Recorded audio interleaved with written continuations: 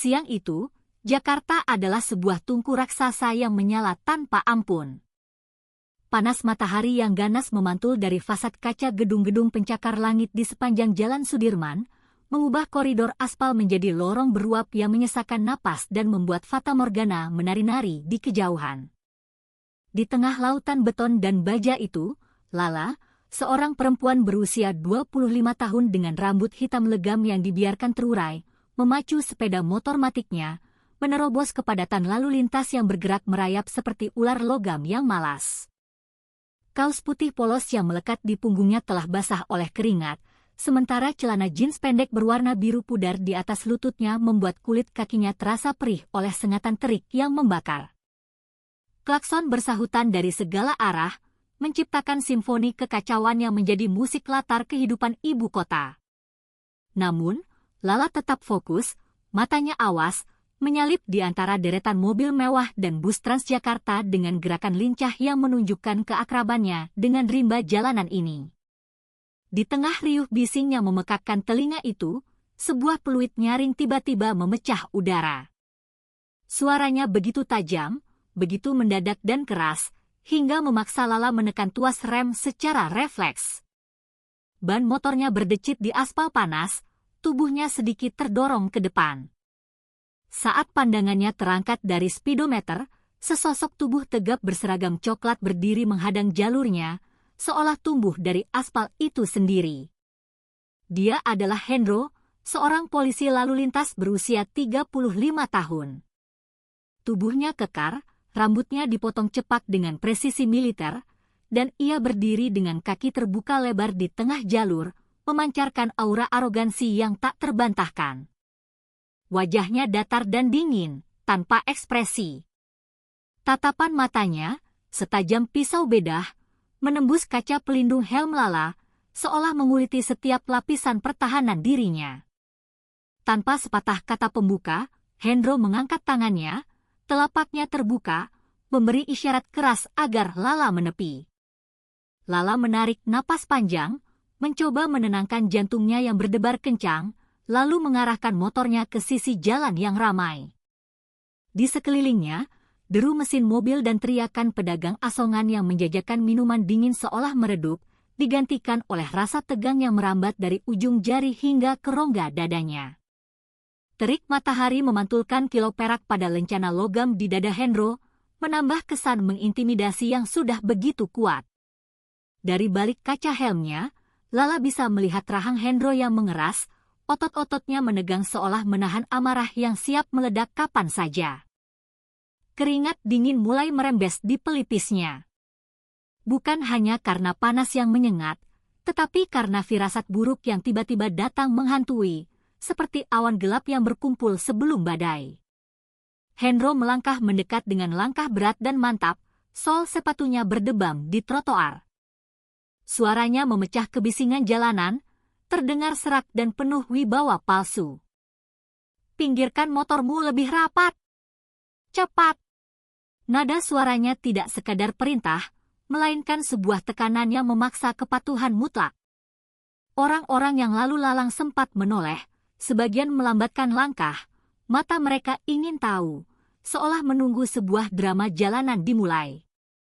Di bawah tatapan matahari yang menyilaukan, pertemuan yang tampak sederhana itu menjadi titik awal dari rangkaian kejadian kelam, sebuah benturan antara kekuasaan yang sewenang-wenang dan keberanian seorang perempuan yang menolak untuk tunduk. Hendro berdiri menjulang di hadapan Lala, postur tubuhnya seolah mengisi seluruh ruang di sekitarnya. Sorot matanya yang tajam seperti hendak menembus pertahanan siapapun yang berani menatap balik.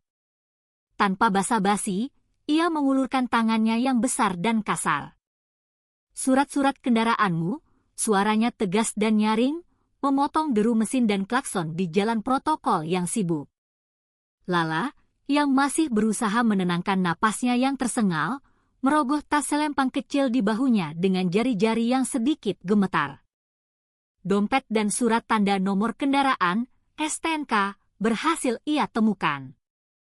Namun, ketika tangannya meraba bagian dalam dompet tempat ia biasa menyimpan surat izin mengemudi, SIM, dadanya langsung terasa sesak.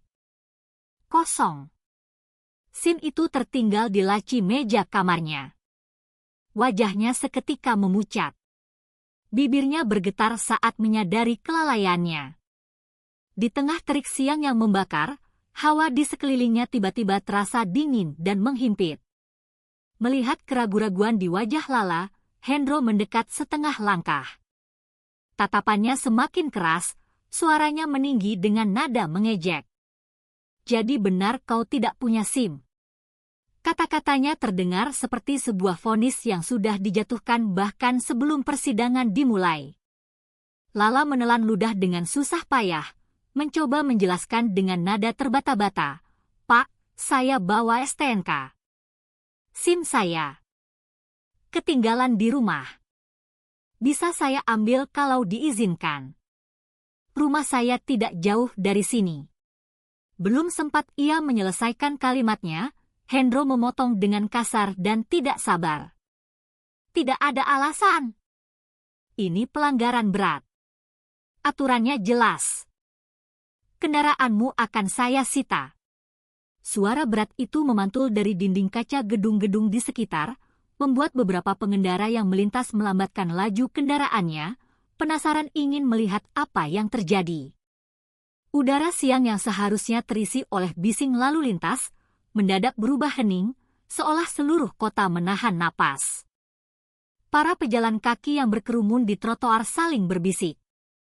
Ada yang menatap dengan iba, ada pula yang mulai mengeluarkan ponsel, merekam diam-diam, siap mengabadikan momen ketidakberdayaan orang lain. Di tengah tatapan puluhan mata, Lala merasa terpojok, telanjang di bawah sorotan publik. Namun, hatinya menolak untuk begitu saja kehilangan motor kesayangannya, satu-satunya alat transportasinya untuk bekerja.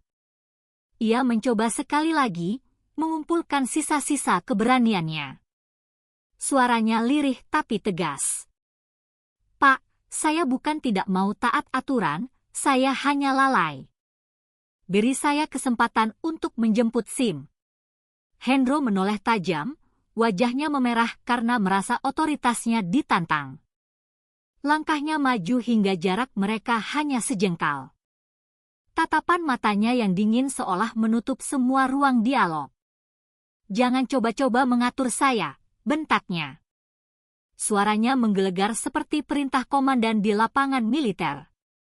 "Motor ini saya sita sekarang juga, atau kamu ikut ke kantor." Ketegangan memuncak, membuat orang-orang di sekitar diam membeku.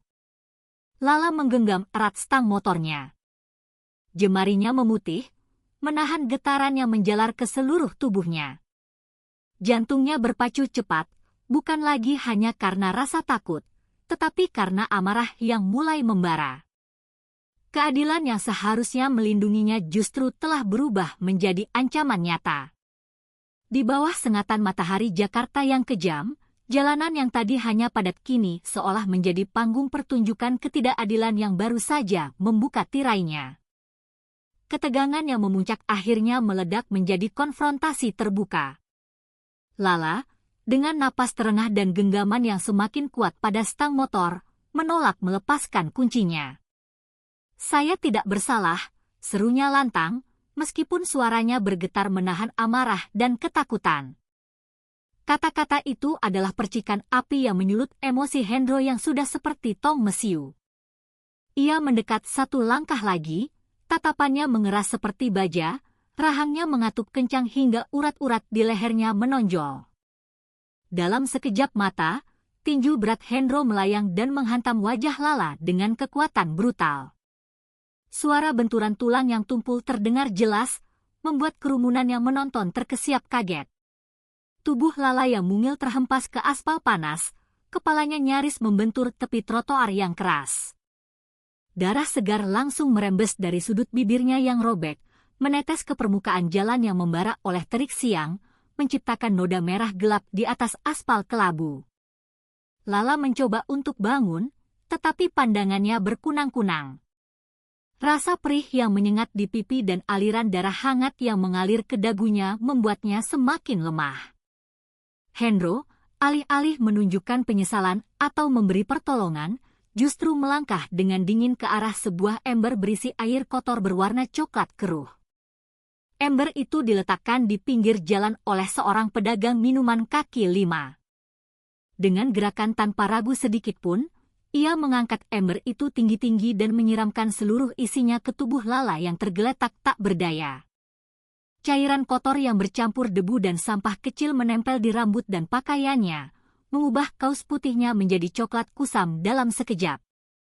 Aroma anyir dan busuk dari air comberan itu menambah penderitaan Lala yang sudah kesakitan, menusuk indera penciumannya dan mengoyak sisa-sisa harga dirinya. Suasana di sekeliling mendadak berubah mencekam. Beberapa pejalan kaki berhenti di tempat, mulut mereka ternganga tak percaya. Sebagian menutup mulut dengan telapak tangan, ngeri melihat pemandangan di depan mereka. Namun, tak ada seorang pun yang berani mendekat atau turun tangan. Rekan-rekan polisi Hendro yang berjaga tak jauh dari sana justru tertawa keras. Beberapa dari mereka menunjuk-nunjuk ke arah Lala seolah kejadian itu adalah sebuah tontonan komedi yang lucu. Dari jarak aman, orang-orang hanya bisa berbisik dan terus merekam dengan ponsel mereka, menjadi saksi bisu dari sebuah kebrutalan. Terik matahari seolah menjadi lampu sorot yang menambah dramatis adegan itu. Cahayanya memantul pada genangan air kotor yang kini menyelimuti tubuh Lala, seperti sebuah panggung yang menyinari sebuah pertunjukan ketidakadilan yang brutal. Dalam keadaan tubuh bergetar dan hampir kehilangan tenaga, Lala hanya mampu menatap ke langit biru Jakarta yang membara. Rasa perih di wajah dan tubuhnya bercampur dengan luka batin yang jauh lebih dalam, luka yang tak akan pernah bisa sembuh. Hendro, dengan wajah tanpa penyesalan, memandangnya dari atas, seperti seorang penguasa yang baru saja menaklukkan musuhnya. Keheningan singkat yang melingkupi jalan protokol itu seolah menegaskan sebuah kenyataan pahit. Hukum yang seharusnya melindungi rakyat justru telah menjadi alat penindasan yang kejam. Di tengah hiruk-pikuk kota metropolitan, kekerasan yang terang-terangan itu berlangsung tanpa satupun yang berani menghentikannya. Hendro dan rekan-rekannya akhirnya meninggalkan lokasi dengan tawa sinis yang menggema. Seolah kekerasan yang baru saja mereka lakukan hanyalah sebuah hiburan di sela-sela tugas siang hari. Suara sirene mobil patroli mereka perlahan memudar di kejauhan, meninggalkan jalan protokol dalam keheningan yang mencekam dan rasa malu kolektif. Lala masih tergeletak di aspal, tubuhnya lemah dan kotor. Kaos putihnya kini berlumuran air comberan berwarna coklat dan bercak darah yang mulai mengering. Beberapa pejalan kaki hanya berdiri di pinggir trotoar, menatap dengan ekspresi iba, namun tetap enggan mendekat, terintimidasi oleh seragam yang baru saja menunjukkan taringnya. Waktu seolah melambat bagi Lala. Suara mesin kendaraan dan terik matahari yang menyengat seperti menjauh, menjadi latar yang kabur. Hingga yang terdengar hanyalah detak jantungnya sendiri, pelan dan tak teratur. Di tengah rasa perih dan pusing yang mendera, kelopak matanya mulai terasa berat dan meredup. Tiba-tiba, deru mesin berat memecah kesunyian yang ganjil itu. Dari kejauhan, sebuah motor trail hitam melaju kencang, menyalip mobil dan motor lain dengan kecepatan dan presisi yang mengagumkan. Debu berhamburan ketika kendaraan itu berhenti mendadak di sisi jalan, tepat di samping Lala. Sosok Susan, kakak Lala, turun dari motor dengan gerakan sigap. Ia mengenakan kaos polos hitam yang membalut tubuh atletisnya dan celana loreng khas TNI. Wajahnya tegas, sorot matanya tajam dan penuh siaga, seperti seorang prajurit di tengah medan operasi. Napasnya terdengar berat, bukan karena lelah, tetapi karena amarah yang ditahan dengan susah payah.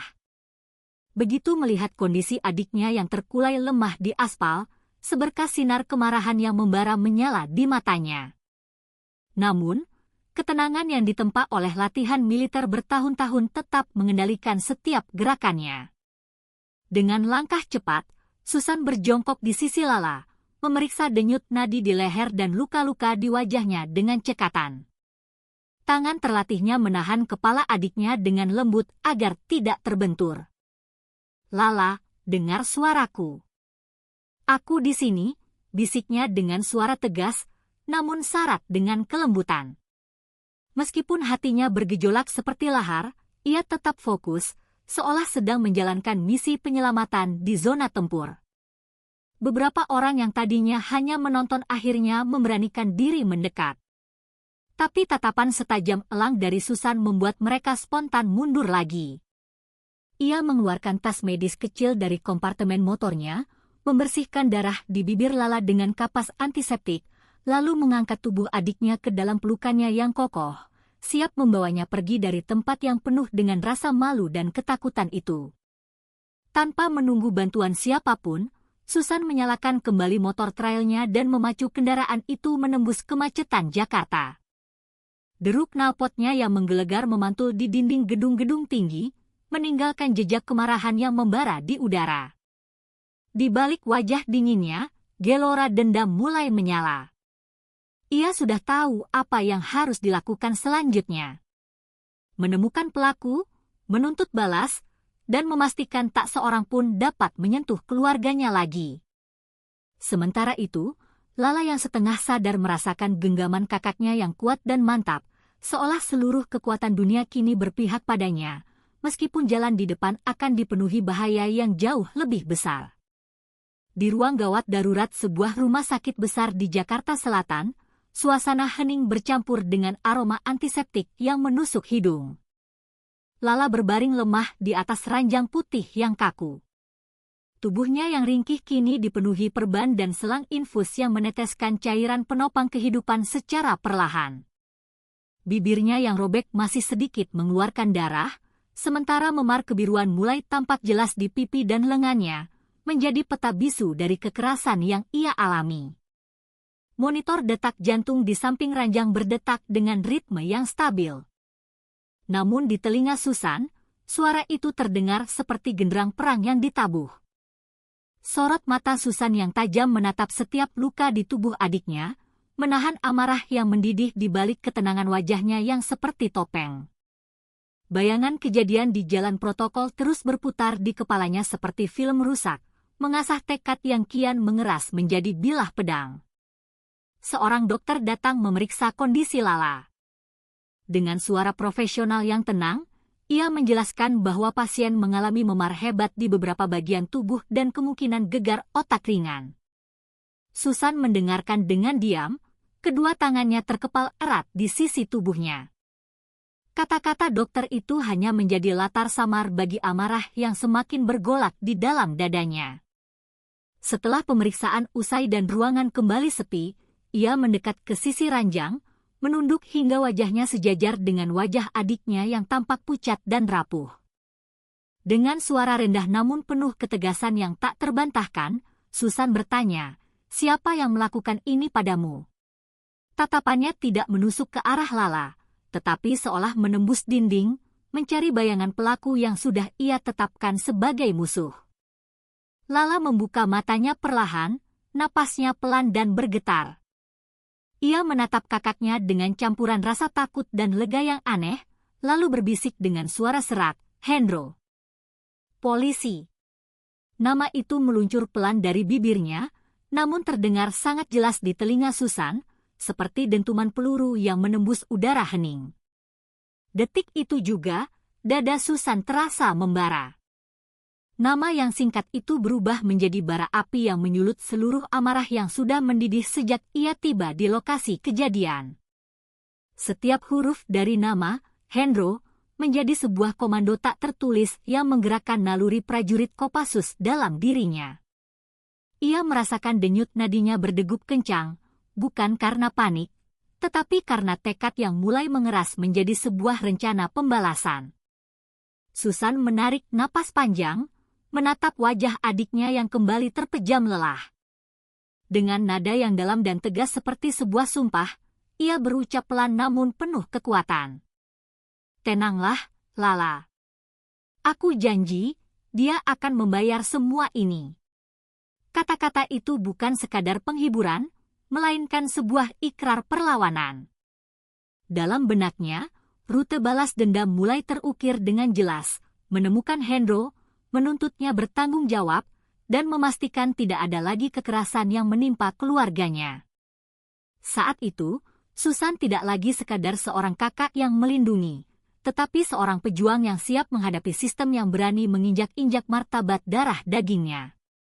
Amarahnya bukan lagi sekadar emosi, ia telah berubah menjadi senjata. Senja baru saja turun ketika motor trail hitam yang dikendarai Susan melaju kencang, menembus kepadatan lalu lintas ibu kota yang mulai mereda. Lampu-lampu kota Jakarta mulai menyala satu persatu, berkelip seperti bintang buatan di cakrawala yang memerah.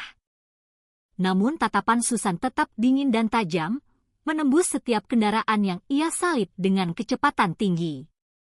Di bawah helm hitamnya, rahangnya mengeras, menahan amarah yang sejak siang tadi terus membara tanpa henti.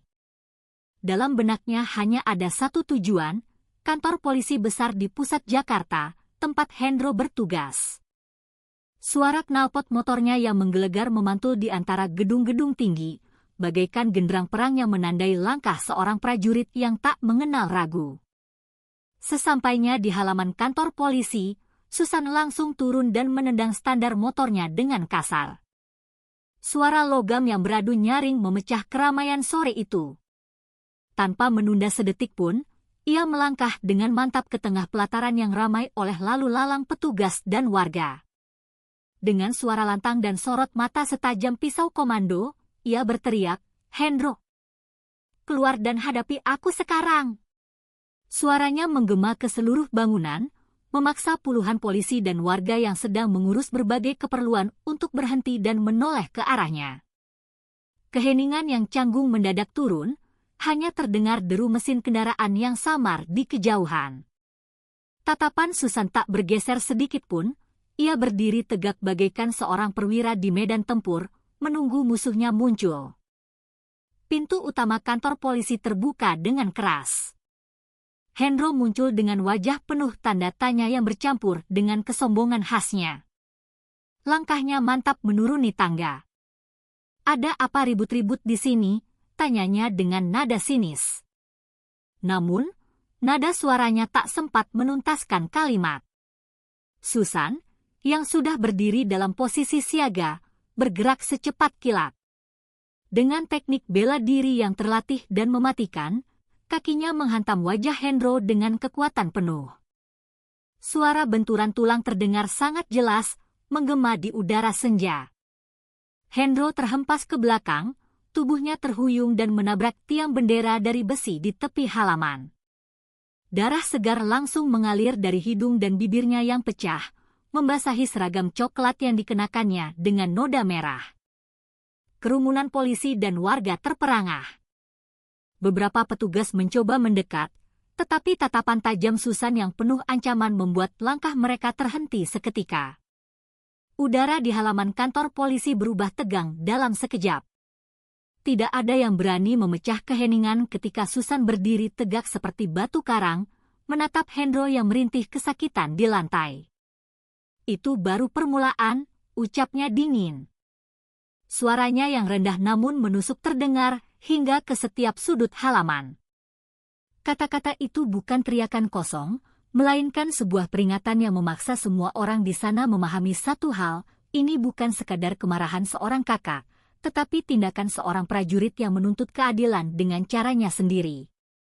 Suara rintihan Hendro terdengar lirih ketika ia berusaha menegakkan tubuhnya. Wajahnya sudah berlumur darah, seragam kebanggaannya kusut dan bernoda debu. Dengan napas terengah-engah, ia bertumpu pada lututnya, mencoba bangkit dan menahan rasa malu yang membakar di depan rekan-rekannya. Namun, Susan tidak memberinya kesempatan sedikit pun. Gerakannya cepat dan presisi, seperti bayangan yang terlatih di medan tempur paling keras. Dalam sekejap, ia meraih keras seragam Hendro dengan cengkeraman sekuat baja. Otot-otot di lengan dan bahunya menegang, menunjukkan kekuatan luar biasa yang terbentuk dari tahun-tahun latihan keras di pasukan elit.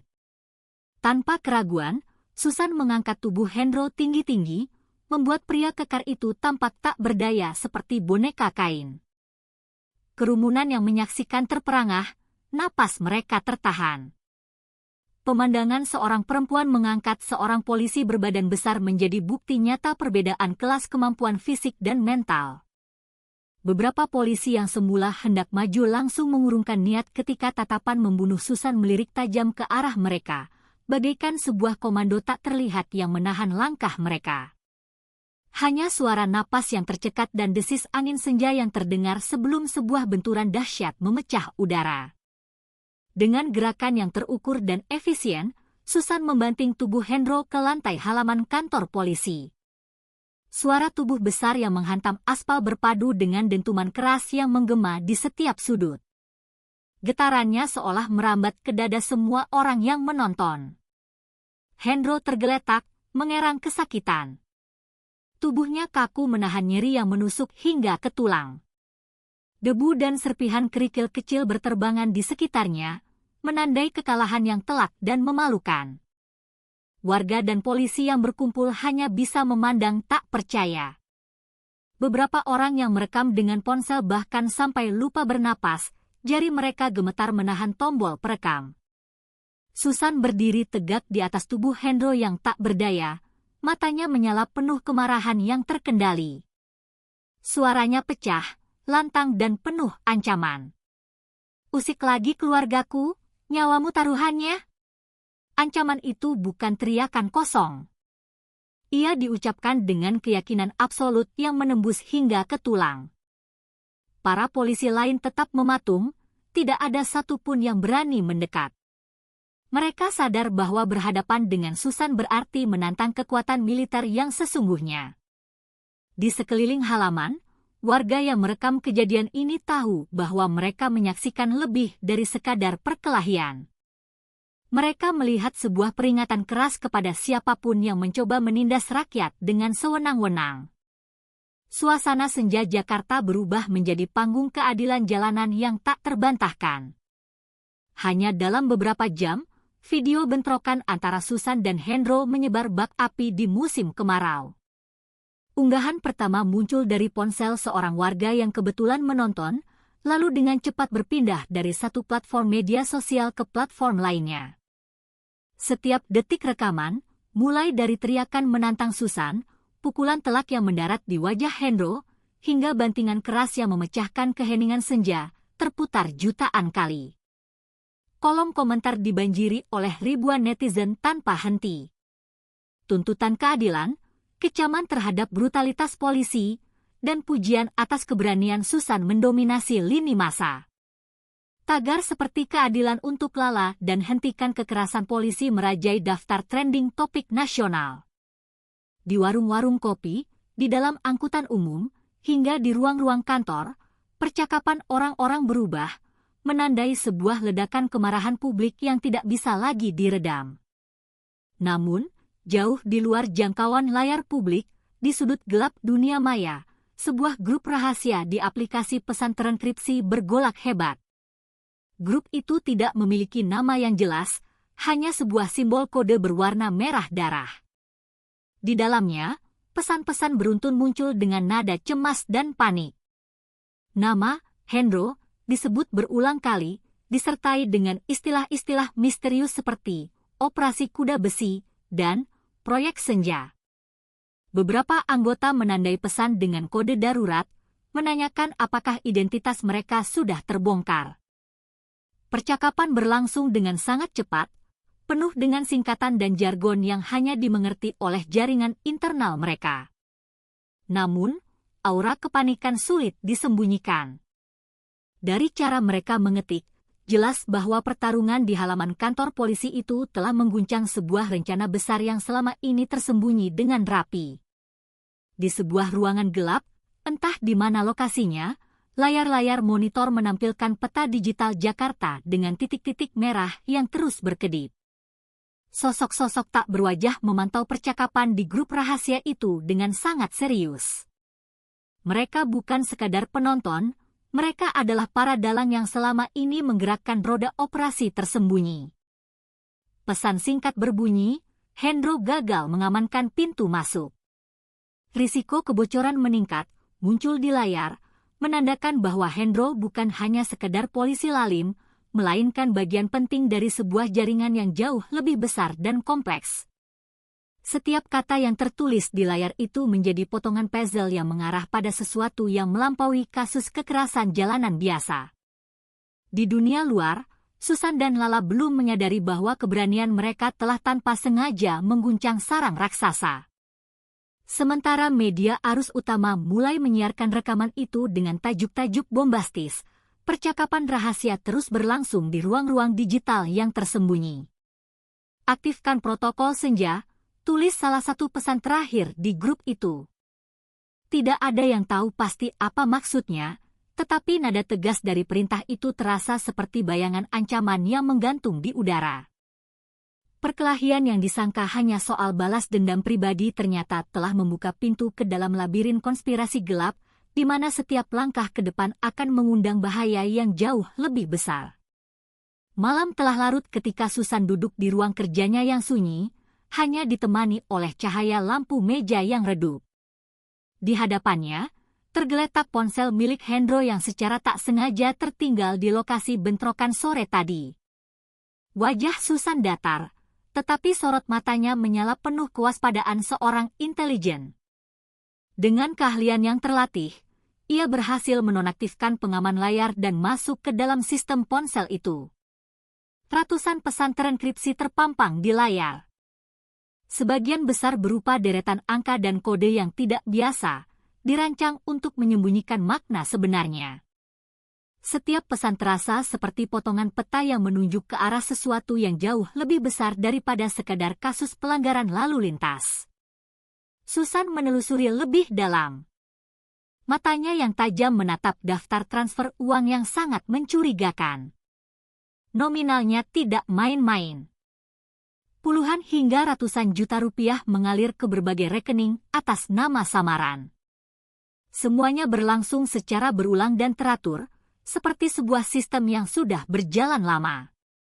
Di beberapa catatan transaksi, ia menemukan istilah yang sama, yang kini terasa sangat signifikan, operasi kuda besi, dan proyek senja. Setiap transaksi juga disamarkan melalui lapisan-lapisan rekening bank di luar negeri, membuatnya nyaris tak terdeteksi oleh sistem pengawasan keuangan biasa. Indra militernya yang terlatih langsung mencium aroma kejahatan keuangan tingkat tinggi. Penyelidikan singkatnya menuntun pada data yang lebih mengejutkan. Banyak dari transfer tersebut terhubung ke perusahaan-perusahaan fiktif yang mengaku bergerak di sektor keamanan dan pengadaan alat pertahanan. Namun, jejak digital perusahaan-perusahaan itu sangat minim. Bahkan alamat kantor yang tertera hanyalah sebuah ruko kosong di pinggiran kota. Lebih jauh lagi, beberapa rekening penerima memiliki pola identik yang lazim digunakan untuk menyedot dana dari proyek-proyek pemerintah. Semua ini mengarah pada satu kesimpulan awal yang mengerikan, penyelewengan dana publik berskala nasional yang terstruktur dengan sangat rapi. Hendro jelas bukan pelaku tunggal. Ia hanyalah salah satu simpul kecil dari sebuah jaring laba-laba yang jauh lebih lebar dan mematikan. Susan menutup ponsel itu dengan napas berat.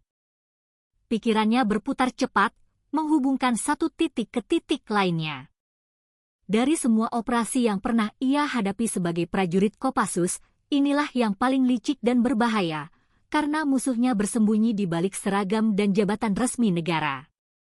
Nama-nama samaran dan kode-kode yang ia temukan hanya memperkuat keyakinannya bahwa ini bukan kejahatan kriminal biasa, melainkan sebuah konspirasi yang melibatkan tokoh-tokoh kuat di pemerintahan dan militer.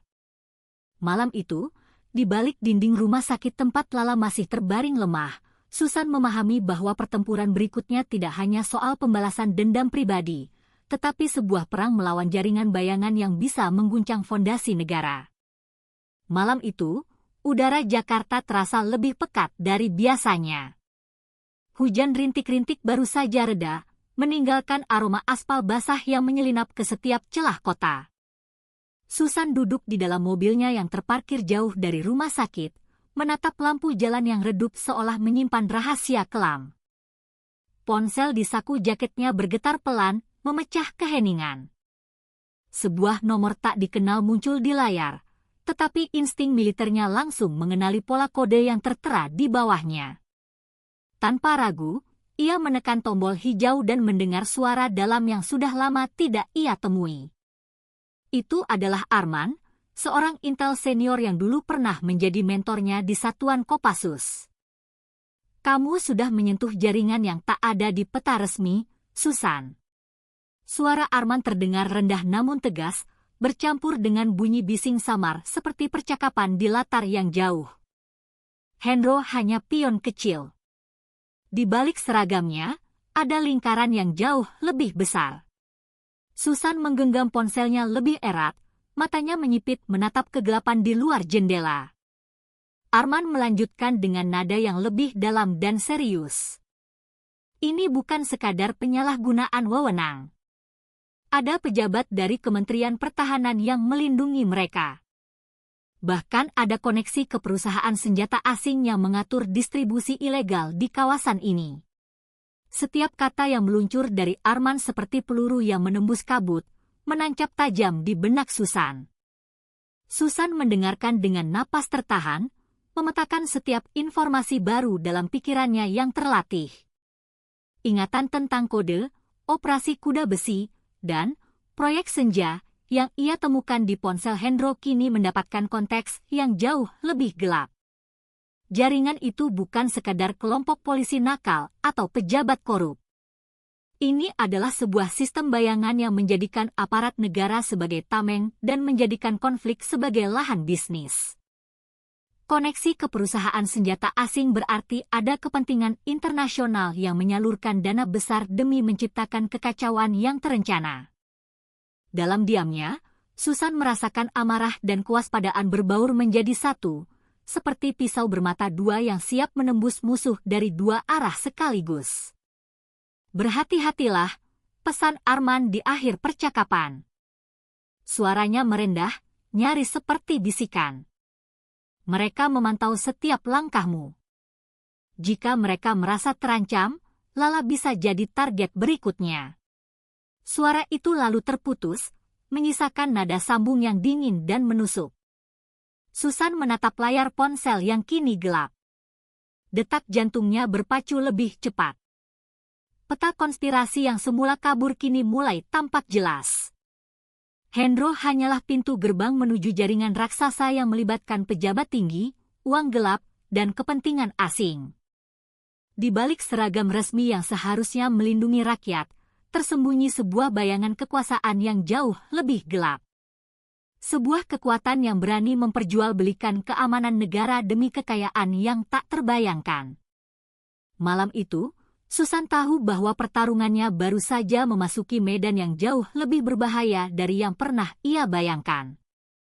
Beberapa hari setelah peringatan dari Arman, ketegangan yang mengendap tiba-tiba meledak dalam cara yang tak terduga. Malam itu, seluruh lantai rumah sakit tempat Lala dirawat mendadak gelap gulita. Lampu-lampu mati serentak, disertai bunyi dengung pendek dari mesin listrik yang terhenti. Hanya cahaya darurat berwarna merah redup yang berkedip-kedip di sepanjang lorong, menebarkan bayangan panjang yang menakutkan di dinding putih. Pasien-pasien yang semula tertidur mulai terbangun dalam kebingungan. Para perawat berlarian dengan panik, dan suara monitor jantung yang tak lagi stabil memecah keheningan. Susan, yang sedang berjaga di kursi sudut kamar Lala, spontan berdiri tegak. Naluri tempurnya langsung menyadari bahwa ini bukan gangguan listrik biasa. Dalam sorot cahaya darurat yang temaram, dua sosok berpakaian seperti petugas medis tiba-tiba masuk ke dalam kamar. Wajah mereka tertutup masker medis dan topi operasi.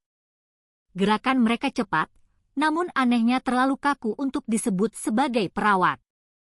Salah satu dari mereka mendorong sebuah ranjang dorong yang kosong, sementara yang lain menenteng tas hitam besar. Kami akan memindahkan pasien ke lantai 2, prosedur standar saat listrik padam, kata salah satu dari mereka dengan nada datar tanpa emosi. Namun, tatapan matanya yang gelisah dan terus melirik ke arah pintu justru menyalakan alarm bahaya di benak Susan. Dalam sepersekian detik, pengalaman tempur bertahun-tahun membisikkan satu hal, niat mereka bukan menolong, melainkan menculik. Susan bergerak secepat kilat. Dengan satu ayunan tangan yang presisi, ia menahan lengan pria terdepan dan memutar sendinya hingga terdengar bunyi retakan halus, membuat sosok itu meringis kesakitan dan melepaskan pegangannya pada ranjang dorong.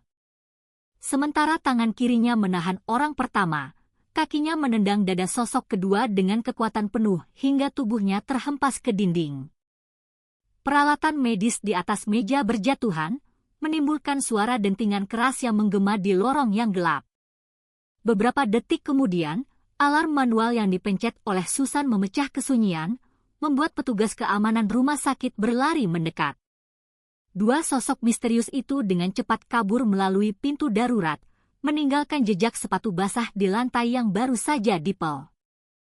Ketika listrik kembali menyala beberapa saat kemudian, ruangan itu dipenuhi oleh cahaya terang, menampakkan wajah Lala yang pucat dan ketakutan. Susan segera meraih bahu adiknya dengan lembut, memastikan ia baik-baik saja. Namun, di balik ketenangan gerakannya, pikirannya berputar cepat, menyimpulkan sebuah pesan yang sangat jelas. Percobaan penculikan itu bukanlah insiden acak. Itu adalah serangan balik yang terencana dari jaringan bayangan yang diperingatkan oleh Arman. Nyawa Lala kini bukan sekedar terancam oleh satu polisi korup, tetapi telah menjadi target dalam sebuah permainan besar yang melibatkan kekuatan tak terlihat. Malam itu, Susan menatap keluar jendela rumah sakit yang kembali terang, menyadari bahwa perang yang ia hadapi baru saja memasuki babak yang jauh lebih berbahaya dan personal. Malam itu, Jakarta terbungkus keheningan yang hanya dipecahkan oleh deru kendaraan malam dan kilatan lampu jalan. Susan melaju pelan di atas motor trail hitamnya, berhenti di sudut gelap tak jauh dari markas besar kepolisian. Helmnya ia lepas perlahan, menyingkap wajah dingin yang penuh perhitungan. Dengan pakaian serba gelap yang melekat erat di tubuhnya, ia bergerak lincah seperti bayangan, menembus pagar samping yang sepi dari penjagaan. Setiap langkahnya terukur, napasnya tertata, seperti sedang menjalankan sebuah operasi militer senyap. Misi malam ini hanya satu, menemukan bukti fisik yang bisa menyingkap siapa dalang di balik Hendro dan jaringan gelapnya. Di dalam gedung, lorong-lorong panjang tampak senyap. Sebagian lampu neon telah dimatikan, menyisakan cahaya redup yang memantul di lantai marmer yang dingin. Susan menyusuri koridor dengan kepekaan tempur yang tinggi, menghindari sorotan kamera pengawas dan patroli acak. Hingga akhirnya, ia tiba di depan sebuah pintu baja bertuliskan, "Ruang Arsip Rahasia". Dengan sebuah kunci digital mini yang ia miliki, tak sulit baginya untuk menaklukkan sistem keamanan pintu itu berkat keahlian intelijennya. Aroma kertas tua dan debu menyambutnya saat pintu berderit pelan terbuka. Di balik rak-rak besi yang penuh dengan berkas, matanya langsung menangkap sebuah map berwarna merah dengan stempel, sangat rahasia, yang bertuliskan, Operasi Kuda Besi. Kode yang selama ini hanya ia dengar lewat pesan terenkripsi. Susan membuka map itu dengan hati-hati, menelusuri setiap lembarnya. Isinya mengejutkan sekaligus mengerikan. Dokumen itu memuat rencana rinci untuk menguasai jalur distribusi senjata ilegal di seluruh Asia Tenggara, memanfaatkan konflik bersenjata di beberapa wilayah sebagai kedok bisnis. Peta rute pengiriman senjata, jadwal pertemuan rahasia, hingga catatan aliran dana dari luar negeri tertulis dengan rapi. Lebih mengejutkan lagi, nama seorang jenderal bintang 2 muncul sebagai pengendali utama operasi, disertai dengan daftar pengusaha asing yang menjadi penyandang dana. Hendro hanyalah seorang eksekutor lapangan, pion kecil yang bertugas menutup jejak mereka di permukaan. Setiap baris yang ia baca menegaskan bahwa ini bukan kejahatan biasa, melainkan sebuah konspirasi berskala internasional. Tiba-tiba, suara langkah mendekat membuat Susan segera memadamkan lampu senter kecilnya. Dari celah pintu, ia melihat 2 polisi berseragam lengkap sedang berbisik pelan. Wajah mereka tegang, seolah menyadari ada sesuatu yang tidak beres.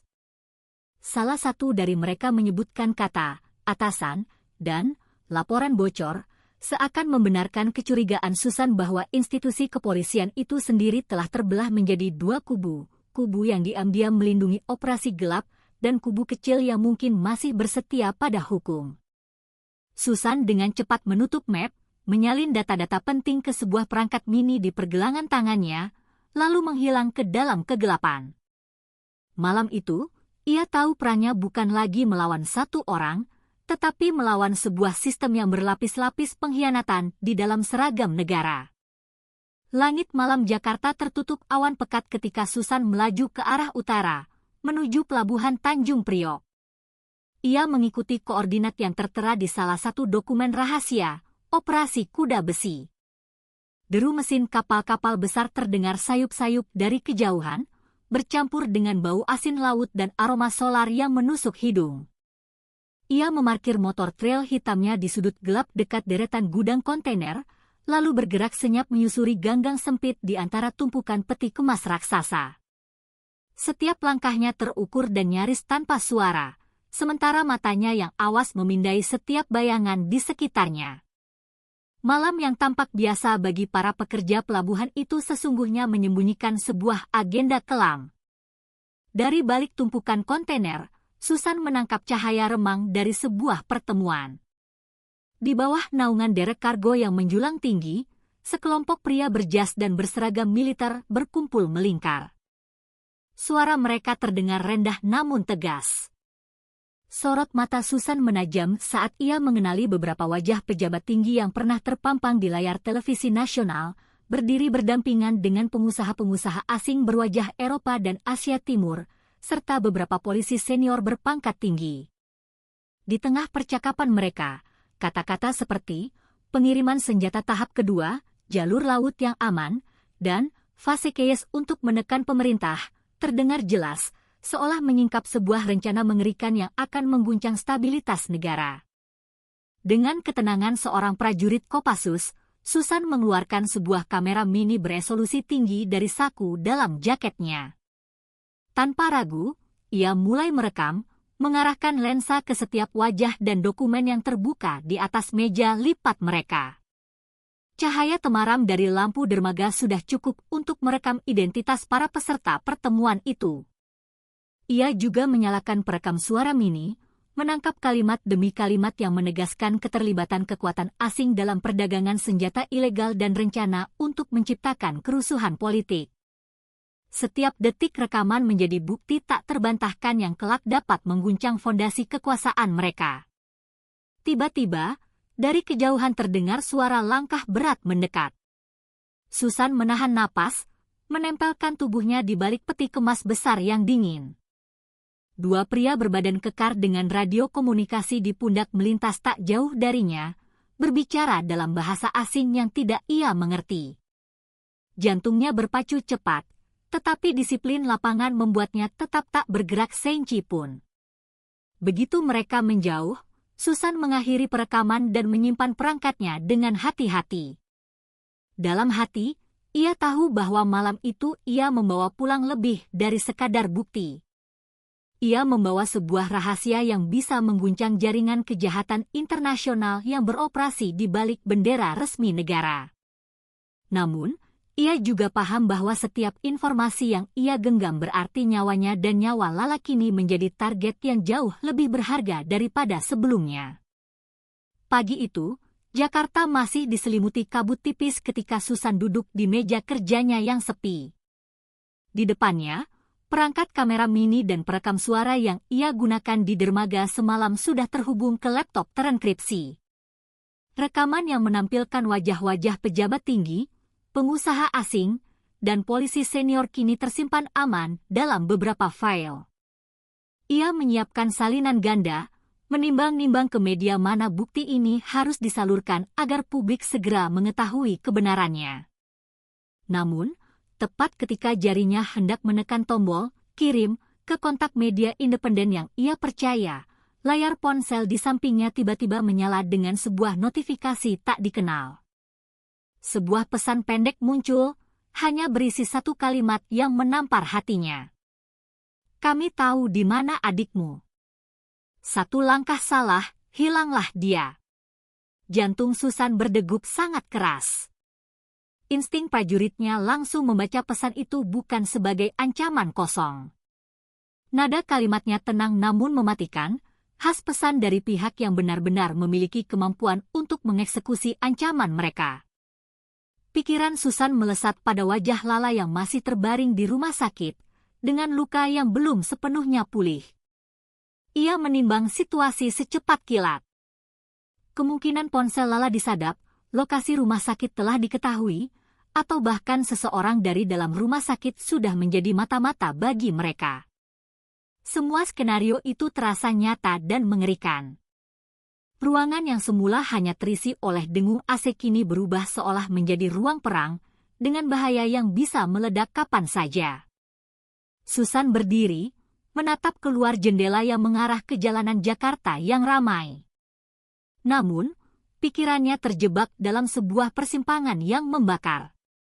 Di satu sisi, ia menggenggam bukti yang bisa mengguncang negara, menyingkap jaringan senjata ilegal yang melibatkan pejabat tinggi dan pihak asing. Di sisi lain, nyawa Lala kini terancam jika ia melangkah gegabah. Kata-kata Arman kembali terngiang di telinganya, jika mereka merasa terancam, Lala bisa jadi target berikutnya. Setiap detik yang berlalu menambah tekanan, membuat napasnya terasa berat seperti berada di medan tempur. Kali ini, musuhnya bukan pasukan bersenjata, melainkan sebuah jaringan bayangan yang tak terlihat tapi mampu menembus pertahanan paling ketat sekalipun.